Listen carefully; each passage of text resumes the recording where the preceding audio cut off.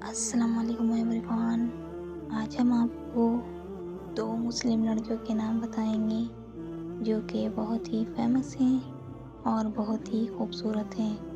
अगर आपने हमारे चैनल को अभी तक सब्सक्राइब नहीं किया है तो प्लीज़ चैनल को सब्सक्राइब कर लीजिए, बेल आइकन को प्रेस कर दीजिए ताकि आने वाली हर वीडियो की अपडेट सबसे पहले आपको मिल सके।